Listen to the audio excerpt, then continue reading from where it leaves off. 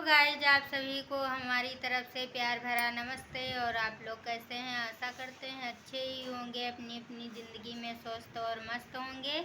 और आप लोगों की दुआ से मैं भी अच्छी हूँ। आप लोगों का हमारे चैनल में स्वागत है। आप लोग हमारे साथ वीडियो में बने रहिए। और मैं अभी एक न्यू कहानी सुनाऊँगी। अगर अच्छी लगे तो लाइक करना, कमेंट करके ज़रूर बताना कि मेरी कहानियाँ कैसी लगती हैं।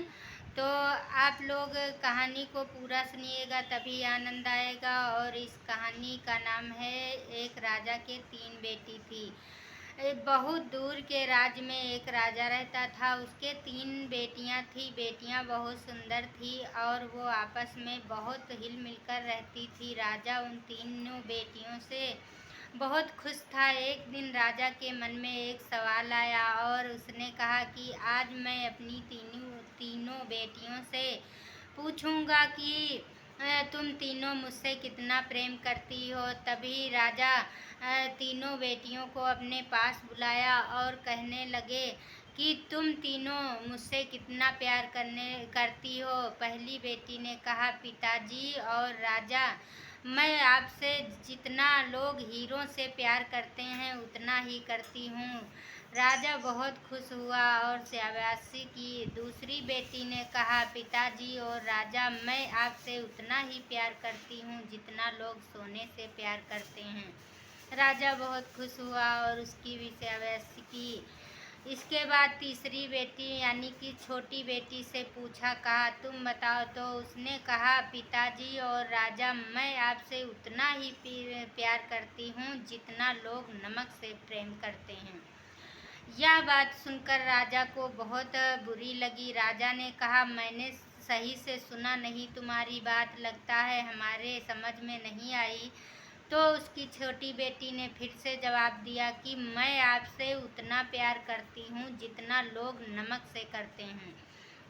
राजा यह सुनकर बहुत आग बबूला हो गए और तुरंत अपनी बेटी को अपने महल से निकाल दिया और कहने लगे, तुम आज के बाद मेरे दरबार में कभी नहीं आना और तुम चली जाओ यहाँ से। तभी उसकी छोटी बेटी दौड़ते भागते हुए एक बाग में जाकर एक पेड़ के नीचे बैठ गई और वहाँ रोने लगी। तभी एक राजकुमार घोड़े पर सवार उधर से आया और जब उसने रोने की आवाज़ सुनी तो राजकुमारी के पास गया और राजकुमारी को तुरंत घोड़े पे बैठा करके अपने महल ले गया। और वहीं उससे उन दोनों को प्रेम होने लगा और दोनों शादी के लिए तैयार हो गए। तभी राजकुमारी ने कहा, मुझसे एक शर्त है, मैं शादी तभी करूँगी आपसे। मेरे पिता मुझसे बहुत नाराज़ हैं, मुझको अपने राज्य से निकाल दिया है। तो जब मेरे पिता आएंगे मेरी शादी में तभी मैं आपसे शादी करूंगी। यह सुनते ही राजकुमार ने तुरंत राजा के पास निमंत्रण भिजवाया और कहने लगा कि मैं राजा को यहीं बुलाऊंगा और तुम्हारे पिता को मुझे सबक सिखानी है। राजकुमारी ने अपना पूरा हाल राजकुमार से बता दिया था।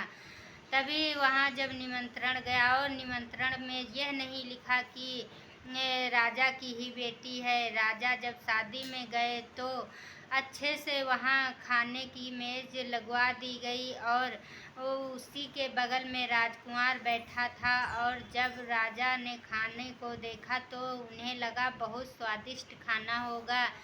और जब राजा ने खाना खाना शुरू किया तो उनको बिल्कुल उस खाने में स्वाद नहीं लगा। तो राजा बोले, इसमें नमक बिल्कुल भी नहीं है, इसलिए इसका स्वाद बहुत बेकार लग रहा है, इसमें कोई स्वाद नहीं है खाने में।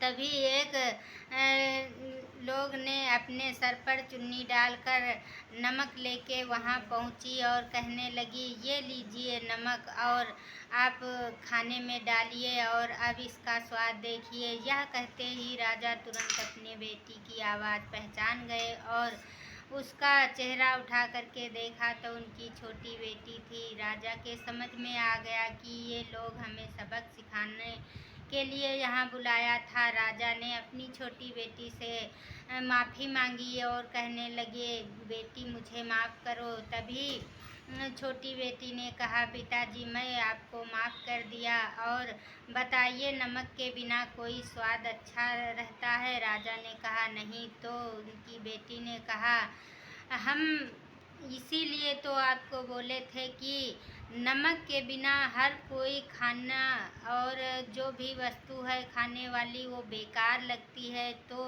लोग जितना नमक से प्यार करते हैं उतना ही मैं आपसे प्यार करती हूँ। अपने बेटी की बात सुनकर राजा बहुत खुश हुआ और राजा को सबक भी मिल गया। और इसके बाद में राजकुमार और राजकुमारी की दोनों की शादी वहीं हो गई। राजा ने हंसी खुशी से अपनी बेटी की शादी कर दी और वहाँ से वापस आ गए। तो आज की कहानी मेरी कैसी लगी आप लोग कमेंट करके ज़रूर बताइएगा। तो कहा जाता है नमक के बिना हर कोई खाने का स्वाद बेकार होता है। इसी तरह से नमक के जितना कोई किसी से प्यार नहीं करना चाहिए। नमक एक ऐसी चीज़ है जो खाने का स्वाद बढ़ा सकता है। तो आज की कहानी मेरी कैसी लगी आप लोग कमेंट करके बताएंगे। तब तक के लिए बाय बाय।